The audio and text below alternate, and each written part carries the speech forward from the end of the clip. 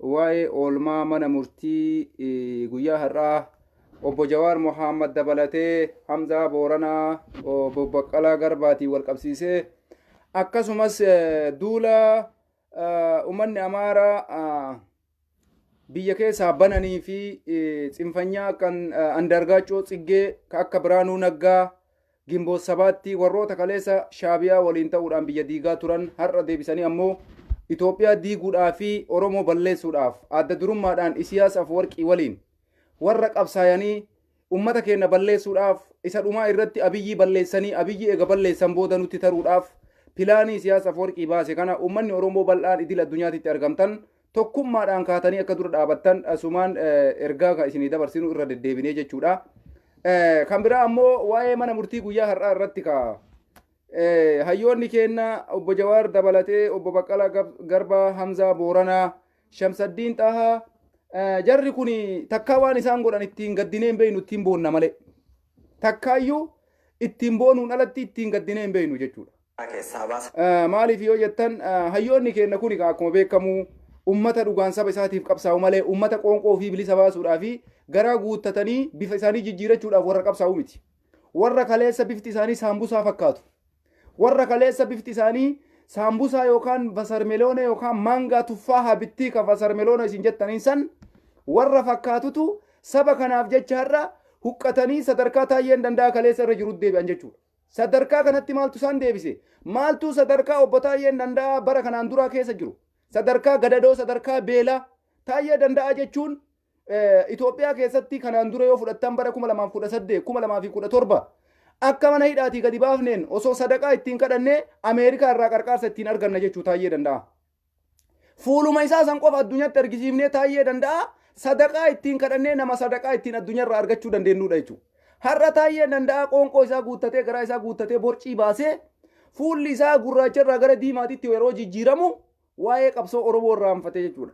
Warri kaleessa saba kanaaf quuqamee saba kanaaf wareegamee garaa isaanii akka gargaarutti barbaadanitti nyaatanii dhuganii quufanii jiraachuu danda'an saba kanaaf jecha wareegama barbaachisu hunda kafalaa jiranii jecha. Kanaaf eenyutu garaaf jiraataaf eenyutu sabaaf jiraataan addanuu bahee jira jechuudha. Kanaaf hayyoota keenya kana kaleessallee ittiin boonaa turre har'as ittiin boonnaa boris ittiin boonnaa gara fuulduraatittis mataa ol qabannee ittiin deemna yoo jiraatanis yoo du'anis jechuudha.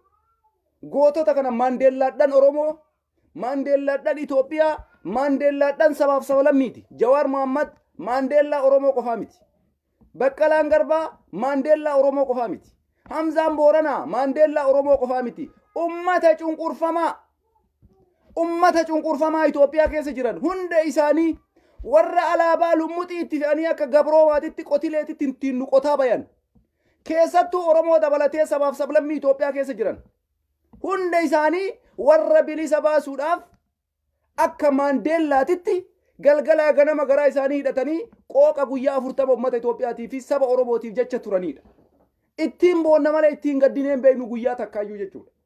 Har'a ammoo jarri kuni nama Itoophiyaa saniif seera bulmaata Itoophiyaan ittiin bultu nama gaafii takka osoo mana murtiitti dhiyeessanii manni murtii gaafii deebii takkatti isaanii deebisuu hin dandeenyedha. Kanaafi garaa isaaniitiif hin jiraatu Jawaar Mohaammed. Yoo edana Abiyyiin Ahmad ajjeese nama rifatuu qabuu miti. Maaliif? Maandeellaadha waan ta'eef. Maartiin Luuter King waan ta'eef. Abbaa gurraachaa abbaa cunqurfamaa bilisa baasaa waan ta'eef.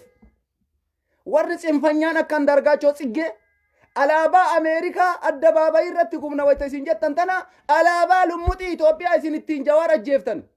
Isin ittiin Baqqalaa ajjeeftan san qeerroo fi qarree Oromootu Awurooppaaf Ameerikaa, Eeshiyaa, Awustiraaliyaa, Kanaadaa keessatti ijateessan dura ibidda itti qaba jechuudha. Uummanni Oromoo har'a alaabaa qaba. Alaabaan teenna isii tana.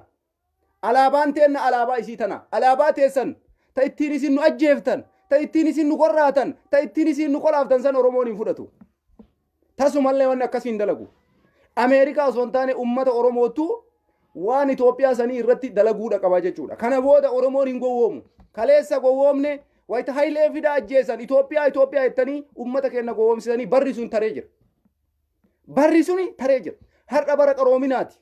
Bara teknooloojiin guddate keessa jirra.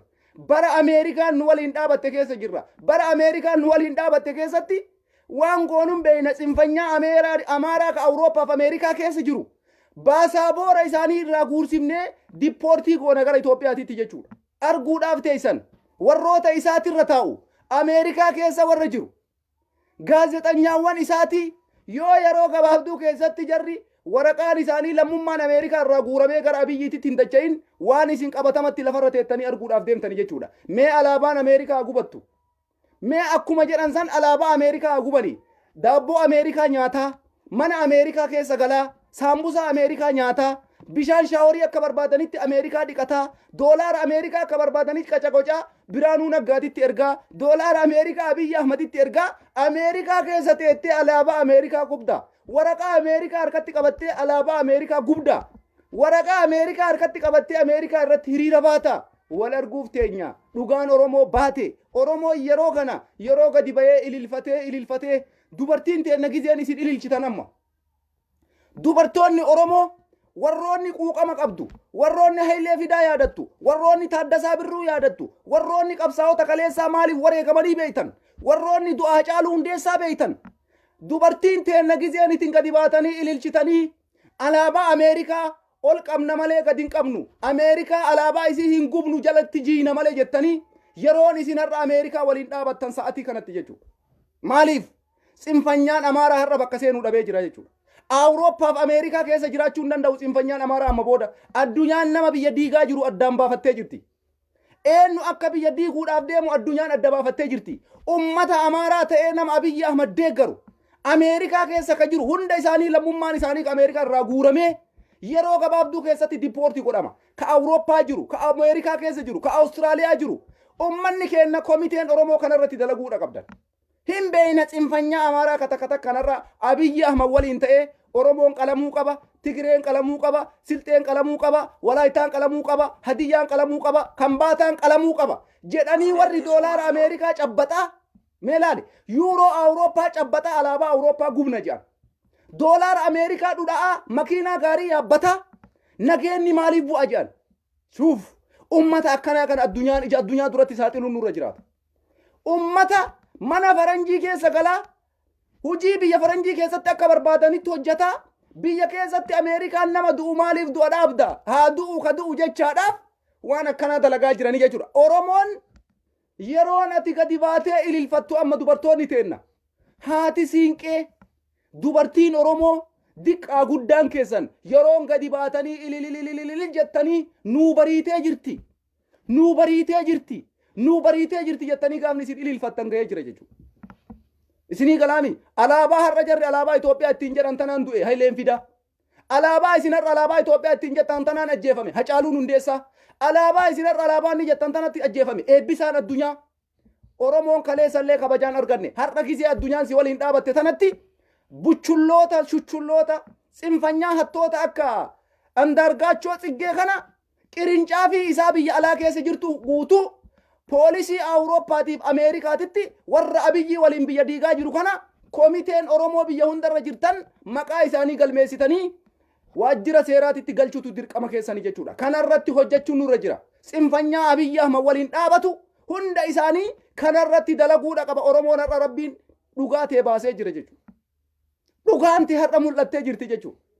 Kanatti aansee haasaa kiyyatti osoo tariin duratti mee waa'ee hayyoonni keenya guyyaa har'aa mana murtiitti dubbatan kanarraa waan tokko isinii dubbisee yaada obbo Jawaar Mohammad faa obbo Baqqalaan Garbaa faa guyyaa har'aa mana murtii irratti kennatan kanarratti yaada kiyya barreeffama kana isinii dubbisee achi booddee maaltu akkanatti dhagayame kanarratti yaadni kiyya maal akka ta'e isinii ibsuun dirqamaa jechuudha. Tokkoffaa irratti obbo Jawaar Mohammad faa ajajni mana murtii kabajamaa waan hin jirreef beellamni yeroo dheeraa waggaa 2 boodatti akka qabamuuf mana murtii gaafatanii jira jedha. Jawaar faa kabajamaan jiru beellamni manni murtii waan takka murteessuu hin dandeenye nuti kana booda mana murtii wannummaan dhaabbannuuf hin jiru beellamni waggaa 2 boodatti akka nu qabamu jecha jedhu mana murtiitiif dhiyeessan. Manni murtii federaalaa dhaddacha yakka lidataa oolmaa guyyaa har'aa ooleen galmee himatamtoota obbo Jawaar Mohammad jalatti argaman namoota 23 irratti baname ilaalchisee dhaddachi ta'us abukaattotti himatanii siyaasaa Oromoo obbo Tuulii Baa'isaa himaniiru. Olmaan dhaddacha guyyaa har'as oliyyannoon obbo Abbaa Alangaa mana murtii olaanaa federaalaa fudhate tureef murtee kenname irratti hundaa'ee adeemsi ittiin aanu ajajuuf kan ta'e ta'us sababa ajajni mana murtii olaanaa federaalaa guyyaa kaleessaa dabarse dhaddacha lidataa hin qabneef jecha manni murtichaa beellama itti aanu caamsaa 18tti akka qabate obbo Tuuliin Baay'isaa OMN itti himanii jiru jedha. Beellama kana ilaalchisee mufii isaanii kan dhageessisan himatamtoota galmee obbo Jawaar Mohaammed jalatti argaman himatamni sagalee tokkoffaa yeroo beellamaanuuf haa dheeratu jechi isaanii abukaattoon hidhamtoota siyaasaa OMN itti himanii jiru jedha. Obbo Baqqalaan Garbaa dhugaa qabatama biyyattiin keessa jirtu raawwatamuu jiru ibsuun nuti haqa dhabnus carraan mana murtiif dhihaachuu argachaa jirra. Ilmaan Oromoo kumaatamaan garuu mana hidhaatii baafamanii ajaja mana murtii malee ajjeefamaa jiru. Dargaggoon Oromoo addabaabayii irratti qaama hidhateen ajjeefamaa jira. Yakka guddaa kun ummata keenya irratti yoo raawwatu olaantummaan seeraa akka hin jirre waan mul'isuuf barbaachisummaa manni murtiitiin dhaddachi natti hin mul'atu jechuudhaan dhaddacha irratti dubbatan akka Tuulii Baay'isaa jedhanitti jechuudha. Obbo Jawaar Mohaammed beellamni dheeraa waggaa 2 boodatti nuuf haa qabamu jechuun himatamtoonni siyaasaa Oromoo mana murtii bilisa isaanii baase. Beellama mana murtii hidhateen butamanii dhabamanii jiraachuu dhageenyeerra. Nuti ammoo tapha fokkisaa akka kanaaf Itoophiyaa taphattoota ta'uu waan hin feeneef manni murtii amma filannoo darbutti waggaa 2 beellama akka nuuf dheeressu gaafanna. Abukaattoon kunis manni murtis abbootiin alangas rakkisuu hin barbaannu. Dhimma keenya dhimma siyaasaa malee dhuguma yakka raawwannee miti jechuun yaada wal fakkaataa mana murtichaatitti akka ibsetti obbo Tuuliin Baay'isaa dubbataniiru jedha.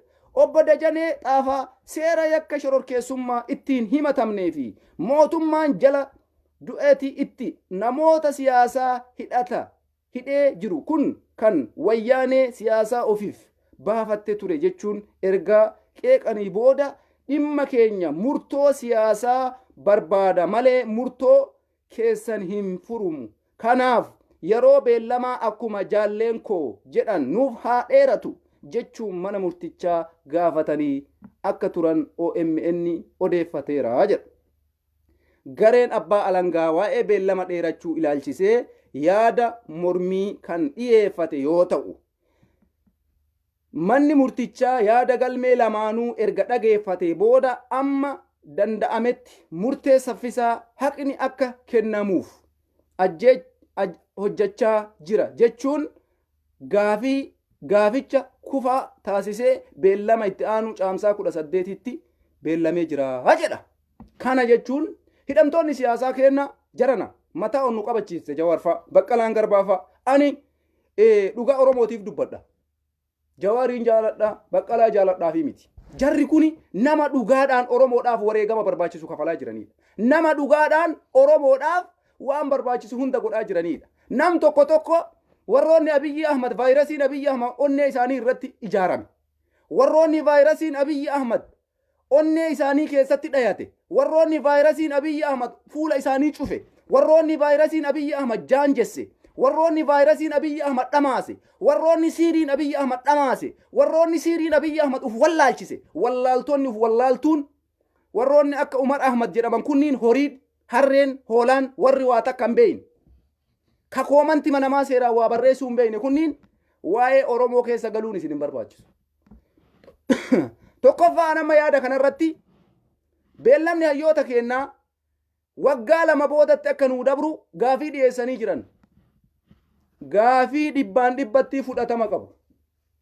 Manni murtii silaa beellama jarri kun gaafatan ciqicciqii tokko malee beellama waggaa 2 duubatti qabu irra jira. Ani Jawaar Mohaammed akka mana hidhaatii ba'uun barbaadu dhugaa sitti magurratti si calawu.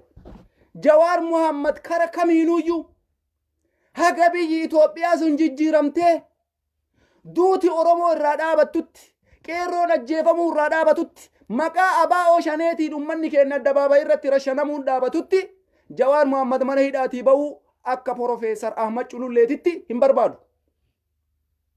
ejjannoon har'a Jawaar Mohaammed obbo Baqqalaa Garbaa obbo Dajanee Xaafaa fi hidhamtoonni siyaasaa galmee obbo Jawaar jalatti argaman namoonni 23 murteen isaan guyyaa har'aa dabarsan parsantii 100% Profeesar Ahmad Culullee biratti fudhatama qaba. Abiyyiin Ahmad wanni barbaadu maali? Itoophiyaa bulchuudhaami? Filannoo sii dhiifne, aangoo sii dhiifne, Itoophiyaa kee akka barbaaddetti bulchi. Dhumataadha dubbiin wanni Jawaar irraa barbaaddu jira. Wanni Baqqala irraa barbaaddu jira. Wanni Hamzaa Booranaa irraa barbaaddu jira. Wanni ilmaan Oromoo irraa barbaaddu jira. Aangoon sii dhiifame. Kaleessallee jegnoota kanas sodaatte. Kaleessallee beekumsa keetiif Jawaar sodaatte. Uqat yellawum, biqaat yellawum Jawaarii waliin dorgomuudhaaf. Dhugaa siif himaan. Sitti meera kaleessallee. Jawaarii fi Baqqalaa waliin filannoo geggeessuudhaaf. Abiyyi miti nama akka Abiyyi kana walitti dabalanii osoo nama 10 fidanii Jawaarii waliin dorgomuu biqaat yellawum, biqaat yellawum. አንድ ጥያቄ ጀዋር ሲጠየቅ መልስ አላገኝም አብይ አህመድ መልስ መመለስ አልችልም ወላሂ ይከብዳል አብይ ራሱ ማለት ነው እንደ አብይ ሰዎች 8 9 10 ሰው አንድ ጀዋር መወደደር አልችልም ዱጋ ረቢ ሲንቲ ማራ ጀላ ሰረኔ ጀቹ አብይ ቶኮቸ ሲነቲም ተንከነመቸ ዋታ ከምቤይኔ ከኢዜማን ኢቲን ተበቱ ከብራኑ ነጋ ኢቲን ተበቱ ከኢሳያስ አፈወርቂ ኢቲን ተበቱ ተላኪ ፊ ላኪ ተላላኪ ኢሳያስ አፈወርቂ ከብራኑ ነጋ አንዳርጋቸው ጽጌ አከ በርባደት ወልገለበጠ ከረገለበጠ ከቂጣቲት ኤርጋቱ አብይ አህመድ ከነ ዲሲ ከአከ አብይ አህመድ ሰደት ዮፊደን ዴቢ ተከቲ ጀዋሪ ፊ በቀላን ጋፈተን ዴቢሱ እንደንዳን ከናፉዩ ዋን እንደንደነ ጀልቀቡ መደርጎሙን ሲሪሚቲ ዱጉመቲ ቀዌ ፈየደምተን ዱጉመቲ ሴራ ፈየደምተን ዱጉመቲ ቀዌ ሙርቴሲተን ዱጉመቲ ጄሺ ከሰ ሙርቴሲተን ጀዋር መሐመድ Sini gale manni murtii isin irratti keettan kuni waan Jawaar Mohaammed itti dhiyeessu deebii itti kennuu hin dandeenye. Argitee bar dhiira jechuun bar dhiira siyaasa beeytu. Siyaasa yoo ka beeytan taate ufuma keessanii lafa jala dhufee murtee isinii kenne. Filannoo irraa dhoorguu fi mi Jawaar. Filannoon keessan guyyaa meeqatu hafe? Guyyaa 15 hafe mi geggeessa. Jawaar kun waggaa lama murtee waggaa lama boodatti dabarsa. Achi boodas waan feetan godhaa jedhe ani Oromoof qabsaa isiniin jedhe ani Oromoof dubbadha isiniin jedhe ani ummata cunqurfamaa haasaa isiniin jedhe hundi isaanii ijoolleen Jawaar waliin jiran boolla takkatti awwaalaman malee warra addaan hafuu miti sareedhaan warri garaa guuttattanii warri kaleessa bifti teessan bifa saree fakkaattu warri kaleessa bifti teessan bifa harraagessaa fakkaattu warri kaleessa bifti teessan yoo isin biratti nyaatan yoo isin biratti dhugan midhaan nama haqqisiiftan warroonni akka taayee danda'a warroonni waggaa lama sadi keessa bayyadattanii fuulli keessan gara gurraachummaa irraa gara diiminnaatti isin jijjiirame isin waan barbaadan argattanii sabboontota Oromoo maal irraa barbaadan filannoo keessan geggeessaa ummata sibiila itti kaaya gadiyaasaa kararratti bilchiginnaa jala namni isin filatu hin jiru dirqamaan filataa artan addunyaan beekamtii isin dhoorgatte kanaafuyyuu wanti hayyoonni kenna guyyaa har'aa godhan manni murtii jalaa dhaga'uudhaan beellama isaanii waggaa lama boodatti akka qabamu akka Profeesar Ahmad Cululleetitti onnerraa deeggara sababiin isaa maaliif deeggarta yoo ka jettan taate Oromoo nuti qalditti hin jirru taphatti hin jirru nuti dansitti hin jirru qabsootti jirra ilmaan Oromoo jaalmarroo dirribaa jaal sanyii jaal gullichoo jaal ebalu jennee Oromiyaa kutaa hunda keessatti wayta ummata Oromoo kakaasaa jirru kana dansitti hin jirru beeki kolfatti hin jirru beeki ijaaramutti jirra Oromiyaa bilisa baasuuf taaggalaa jirra alaabaa isin agartan tana Ameerikaa waliin gadi dhaabuuf taaggalaa jirra paarlaamaa biyyattii Awurooppaa Ameerikaa biyya hunda duratti alaabaa teenatan ol qabuuf ifaajaa jirra Jawaar yoo har'a gadi ba'e bu'aan inni argatu hin jiru kana beeki Jawaar yoo har'a gadi ba'e wanni inni argatu takka illee hin jiru manni murtii Jawaar hiikuu biqaatii qabu Abiyyiin Ahmad ammoo filannoo Abiyyiin Jawaarii waliin dorgomee Jawaar injifachuu dhiisi teessoo takkan argatu bakka Jawaar jirutti Abiyyi Ahmad teessoon takkasi guddatte Abiyyi Ahmad haqqi noomu nagro wallaahi billaahi dhugaa siif himaa Jawaar osoo jiru beekumsaan taate jaalala ummataatiin taate siyaasaan taate afaan barbaadde kallattii barbaaddeen Jawaar dorgomi kottu hin dandeettu abadan hin dandeettu biqaati yalla'uum kanaafi akkuma wallaalummaa keetitti Biraanuun Naggaa si haa ergatusi Andargaachoon Tsiggee si haa ergatusi Isayaas Afwerqii si haa ergatusi galma keessaaf hin geessu san rabbitu beeka Oromoo wanni godhuun sirra jiraatu ijjannoon hayyoonni kenna qabatan maal agarsiisa qabsootti jabaadhaa agarsiisa qabsoo finiinsaa agarsiisa diyaaspooraan ka biyya keessa jiru qabsoon akkamitti finiina dippiloomaasii laamshessuudhaan Abiyyi kokkee qabuudhaan birriin addunyaa irraa abiyyiin argatu dhibbaan dhibbatti irraa cufuudhaan sigalee addunyaan nu faana dhaabadhaa biyya ijaarachuu barbaanna. Oromiyaan biyya ta'uu barbaaddi. Oromiyaan uf danda'uu barbaaddi. Oromiyaan kophatti jiraachuu barbaaddi. Oromiyaan biyya Oromiyaa jedhamtu ijaarachuu barbaaddi. Nuti jarana Eeltiraa gad hin jirru. Eeltiraan ummata miiliyeena takkaaf lamatu biyya ta'ee biyya balaabbalee alaabaa isaanii akkana godha. Oromiyaan irraa biyya meeqa? Ummata miiliyeena meeqa qaba ummanni Oromoo? Akkamitti biyya ta'uu dadhabne? Osoo biyya taane Hacaaluun hin du'u. Osoo Oromiyaan biyya taate Jawaariin hidhamu. Osoo Oromiyaan biyya taate Hayileen Fidaan du'u. Kootonni keenya ilmaan Oromoo kumaatamaan bara baraan nurraan ajjeefaman jechuudha. Kanaafi akkuma hayyuunni keenya kaleessa dubbatan. Itoophiyaan nu fakkaattu ijaaruu dadhabneemi Oromiyaa ijaaruu irratti haa fuulleffannu. Oromiyaa ijaaruu irratti haa fuulleffannu. Addunyaan sa'atii kanatti nu waliin dhaabataa jirti. Nuti hoo waraana keenya bosona jirru jabeessuu karaa ekonomiitiin karaa diinagdeetiin waraanni adda bilisummaa Oromoo jaalmarroon shiftaa miti. Ashabbaarii miti. Shororkeessaa miti. Oromoodhaaf wareegama. Oromoodhaaf du'a jettee addunyatti himuudha qabda. Addunyaan kana amantee jaalmarroo bira sii dhaabachuudha qabdi. Addunyaan kana amantee jaalgullichoo bira sii dhaabachuudha qabdi. Abiyyi qawweedhaan kuffifna. Kaardiidhaan osoo hin taane jiran. Abiyyi qawweedhaan galabbadha. Filannoodhaan osoo hin taane. Abiyyi kilaashiin jiisina. Filannoodhaan osoo hin taane. Dargaggeessi Oromiyaa keessa jirtu. Ka kaabaa, ka kibbaa, ka ba'aa, ka dhihaa hidhadhu. Jaalmarroo ta'i. Jaalsanyii ta'i. Jaal gullichoo ta'i. Waaqoo guutuu kaleessaa ta'i. Jaarraa abbaa gadaa ta'i. Nadhii gammadaa ta'i. Sabboontota kaleessaa sanfaana dha'i. Jawaariin bor baasa. Iftaan baasa. Ofirraa dhiisi. Waan hin fayyadne naasa'i. Waan hin fayyadne sammuu keessan keessa haqa. Waan bu'aa hin qabne sammuu keessan keessa haqa. Nun fayyadu Jawaarii dhaaba'uun. Innuu kana beekee beellama waggaa lamaa jedhe. Waggaa lamaan kana keessatti Oromoo raftee bultaati. Beellama Jawaar qabe ka waggaa lamaa kana keessatti achi asitti maal dalagu sirra jiraata. Qabsoo finiinsu sirra jiraata. Ka bosona jiru waliin hidhannoo jabeessu, tokkummaa jabeessu, ala kanaa dippiloomaasii dhukkee itti kaasu. Mootummoota addunyaa biratti waraana kee beekamtii kennuufidha. Dhugaa ta'e badhetti baasuudha.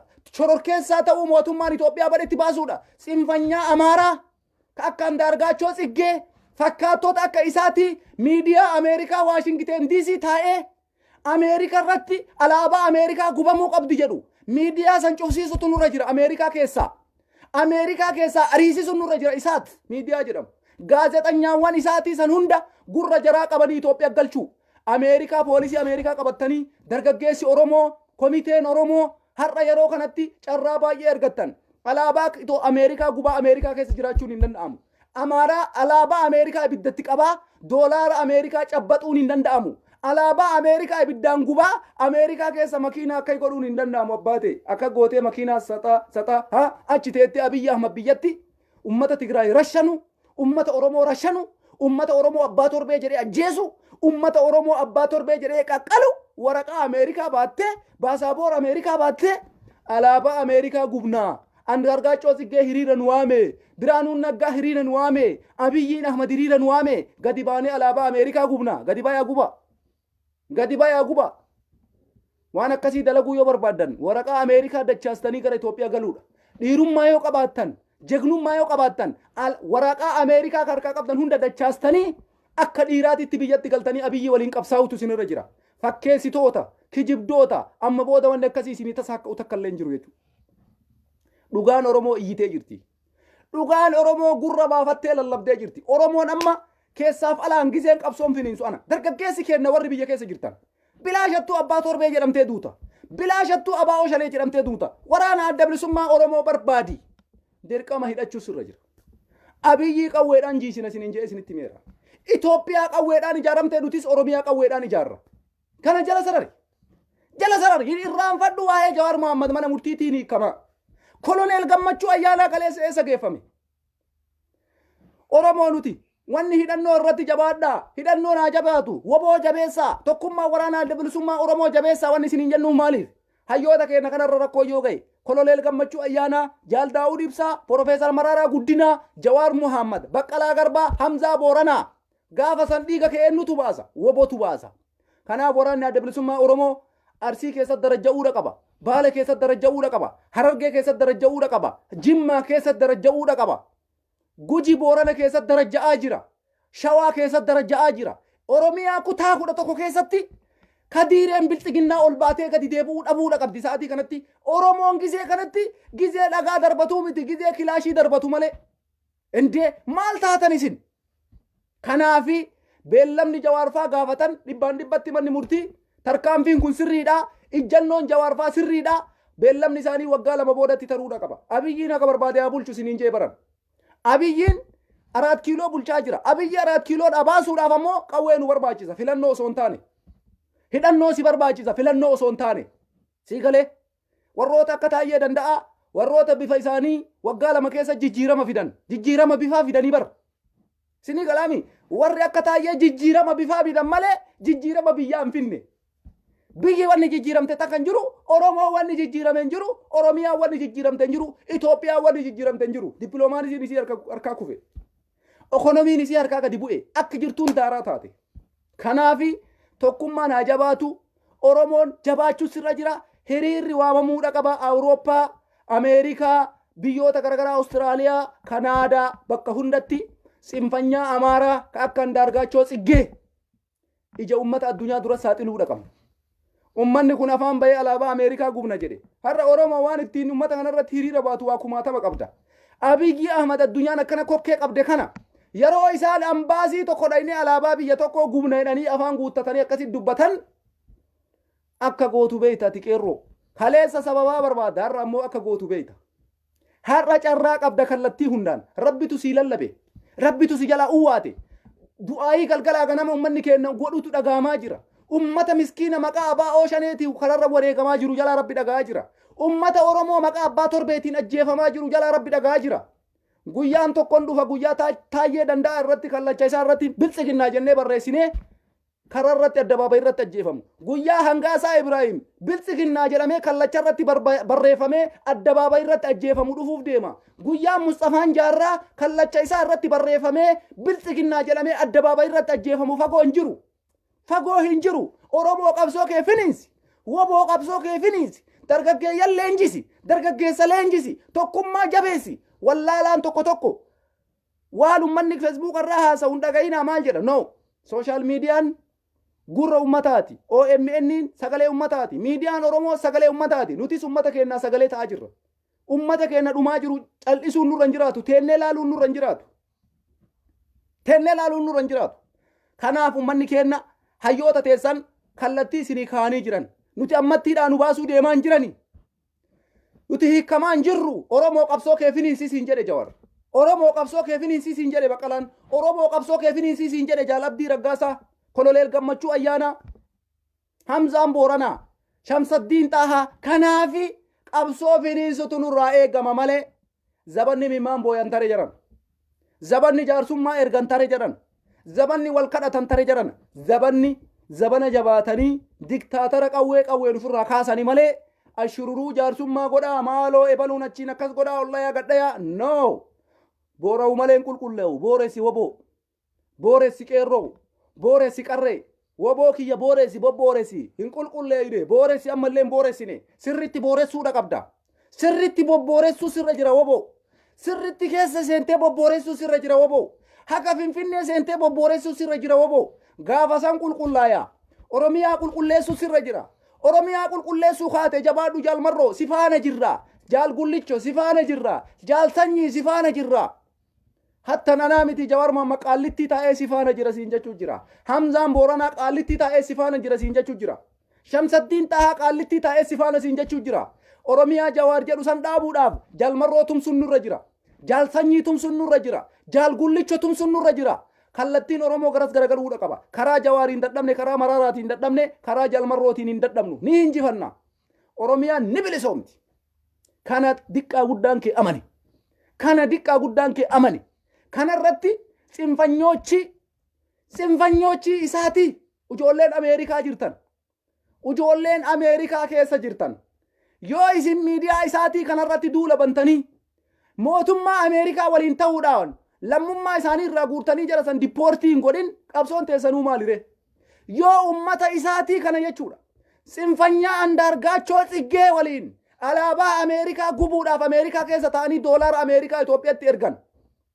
Doolaara Ameerikaa guuranii Itoophiyaatti ergaa jiran kana poolisii Ameerikaatitti himtanii jara kana dippoortiin goone qabsoon teessanuu maali? Yeroo kanatti hattoota Abiyyi waliin nurra dalaguudhaaf qabdi malee Awurooppaa keessa teettee alaabaa Ameerikaa gubaa alaabaa Awurooppaa gubaa wanni jarri dalaydu takka illee jiraachuun qabama booda. Kana irra dalaguun nurra jira. Rabbiin dhugaa Oromoo ol baasee bara. Warri har'a isaatii jedhu kuni miidiyaa Biraanuu Naggaati. Miidiyaa Andaargaachoo Tsiggeeti. Warroota biyyatti ummata walloo ficcisiisaa turedha. Warroota faannoo ijaaruudhaan walloo keessatti ummata keenya ummata walloo rashanaa turedha. Warroota ummata qimaanti lafarraa dhabamsiisaa turedha. Warroota ummata Tigraay irratti lolabanii Tigraay dhabamsiisaa turedha. Jara kana alaabaa Ameerikaa gubuudhaaf ilaalchisaan doorsisni isaan Ameerikaa irratti banan Oromoon balaaleffachuu sirra jira. Sabaaf sablammiin Itoophiyaa warri ufiin jettu sabni cunqurfamaan akka Oromoo jechu hundi kee gadi baatee balaaleffachuu sirra jira. Rabbii kana alhamdulillah. Oromoo kaleessa illee ati miskiina. Haqa qabda. Akkasumatti injifatte wayyaane. Har'a sin injifatta Abiyyi Ahmadis. Hin injifatta Isiyaas Afwarqii, Biraanuu Naggaa, Andaargaachoo Tsiggee yeroo gabaabduu keessatti Abiyyi Ahmad dhabamsiisuudhaaf pilaanii lafa kaatanii socho'aa jiru jechuudha. Laalamee jiran. Yeroo gabaabduu keessatti Isiyaas Afwarqii dabalatee, Biraanuu Naggaa dabalatee, Andaargaachoo Tsiggee warri jedhamu kuni Abiyyi Ahmad dhabamsiisanii taayitaa Andaargaachoo Tsiggeetii fi Biraanuu Naggaa dabarsuudhaaf Isiyaas Afwarqii waliin adda durummaadhaan gati fageenyaan kan hojjetaa jiru Andaargaachoo Tsiggee kana namicha alaabaa Ameerikaa guba jedhe kana. Warra Hacaaluu Hundeessaa ajjeese, warra Hacee galaafate, warra har'a Abiyyi Ahmad ajjeesuudhaaf Isiyaas Afwarqii waliin ta'uudhaan harka garaa jalaatiin sanada Itoophiyaa nutu qopheesse, seera ittiin bulmaata Itoophiyaa nutu qopheesse, kaartaa kana nutu qopheesse jechuudhaan galgalaa nama oduu propagaandaa oofaa jiru namicha Andaargaachoo Tsiggee jedhamuu fi Biraanuu Naggaa Isiyaas Afwarqii jarri sadiin kun Abiyyi Ahmad ajjeesanii ummata Oromoo bakka takka irra shanuudhaaf pilaanii qabatanii socho'aa jiru jechuudha. Kanaaf tasumallee ittiin dhiifnu. Tasuma ummanni Oromoo callisee laaluun nurra jiraatu kana dammaqi Oromoo. Dammaqi Abiyyiin Ahmad osoo matakkan argamne nyaatamuu deema akkuma isiniin jedhe san carraa biyya san keessaa bahuu argachuudhaaf hin deemu Abiyyiin. Carraa mootummaa Mangistuu Hayilemaariyaam Zimbaabuweetti baqachuu argate san baqachuudhaaf hin taa'u Abiyyiin Ahmad. Osoo inni Biraanuu amanee waliin docha'u, osoo inni Andaargaachoo Tsiggee amanee waliin dannasu, osoo inni Isiyaas Afwarqii amanee waliin dannasu, Andaargaachoo Tsiggee, Isiyaas Afwarqii fi Biraanuu Naggaa Abiyyi Ahmad ajjeesuudhaaf pilaanii baafatanii socho'aa jiru jechuudha. Kana uummanni Oromoo bakka Abiyyiin Ahmad uf wallaaletti Oromoo ati uf wallaaluun sirra hin jiraatu. Hayyoonni kee sirraa dhumaa jiran, Hacaaluun sirraa du'e, Jawaar sirraa hidhame. Koloneel Gammachuu ayyaana tana buutee isaa Muhammad Diksiisoo mee maal balleessee Oromoon kana muluu salphataa jira. Kanaafuu nuti teennee laaluun nurra hin jiraatu. Oromiyaa walabaa dhaabuun nurra jira. Kanaaf Oromiyaa walabaa dhaabuudhaaf leenjisa qabaachuu qabna. Waraana qabaachuu qabna. Addunyaa qabaachuun nu barbaachisa jechuudha. Addunyaan nu waliin ta'utu nu barbaachisaa jechuudha. Ameerikaaf Awurooppaan nu waliin ta'utu nu barbaachisaa jechuudha. Kanaafuu wanni nurraa eeggamu waraana keenya waraana bosona jiru jabeessuu. Dargaggeessi keenya biyya keessa jiru kabilaa shattuu mana hidhaatti shamaa jiru gadi bahee waraana adda bilisummaa Oromoo waliin qabsoo oo'ituu geggeessuudha. Kana wanni nurraa eeggamu. Murtiin irra Jawaarfaa dabarsan an dhibbatti das na jedhe bakka. Das yaaduma kiyyan naa gale wallaahi billah. Kama dhugaa isinitti baabaran kijibaa miti bara.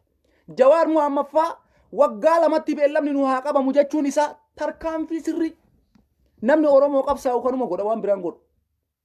Namni garaaf hin qabsoofne, namni qoonqoo isaatiif hin qabsoofne, namni sabaaf qabsaa'u tokko beellamuma kana godha. Waan biraa wanni inni godhu takka illee hin jiru. Maaliif? Abukaattoon azzabamaa jira, manni murtii azzabamaa jira, abbaan alangaa azzabamaa jira. Mee ilaali furmaanni takka hin jiru bara. Mana murtii dhayxee hima galta. Osoo manni murtii Jawaar bilisa jedhe namni gadi dhiisuu hin jiru. Wayita manni murtii bilisa jedhe asiin gadi baasu poolisiin makiinaa ala kana qopheessee fi dhaabata obbo Jawaar Muhammad fa'aa ukkaanfame bakki geeffameen beekamu achiin bahee ammallee jeequmsa biraattu ka'a. Biyyi ganaa galabbaxamtee ammallee rakkoo biraa keessa galtee dhukkeen irraa ka'a.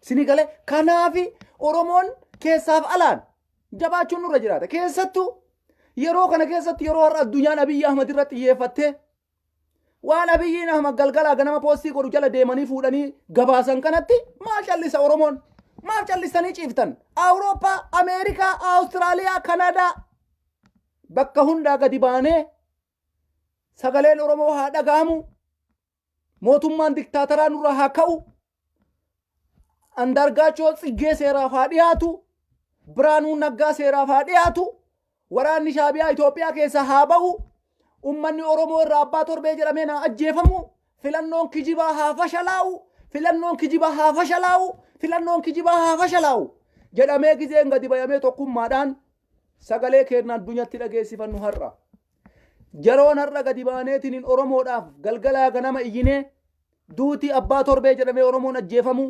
ABO shanee jedhee oromoon ajjeefamu dhaabbachuudha qaba gaafa taraan nu ga'e nullee biltsiginnaa jennee masin ajjeefna rakkoon hin jiru garuu taraan har'a isin ga'e kun nullee inuma nu gaya har'a isin abbaa torbee jettanii nu ajjeesaa jirtani nullee bor biltsiginnaa jennee isin ajjeefna garuu nuti har'a dirqama sagaleen keenya haa dhagaamu jechuudha qabna sagaleen keenya haa dhagaamu jechuudha qabna biltsiginnaa jennee Mustafa ajjeesuudhaaf jechuudha biltsiginnaa jennee Taayyee ajjeesuudhaaf biltsiginnaa jennee Biraanuu Leenjisoo ajjeesuudhaaf biltsiginnaa jennee Addisuu Raggaa ajjeesuudhaaf har'a yoo addunyaan nu waliin dhaabatte yoo jara kararraa kaafne qofa yoo jara kararraa qabne qofa biltsiginnaadha jennee kallacharratti barreessinee ka mana hidhaatitti jara guuruu dandeenyu biltsiginnaadha jennee ka jara gurra qabnee qaallittii keewuu dandeenyu tsinfanyaa biltsiginnaati jennee fuunee ka goota seensisuu dandeenyu yoo har'a jabaannee qabsoofneedha jarru oromummaa nu waakkatanii abbaa torbee jedhanii nu ajjeesaa jiran oromummaa nu waakkatanii shanee jedhanii nu ajjeesaa jiran nutis ammoo gaafa caraan nu ga'e biltsiginnaa jenneetuma isin ajjeefna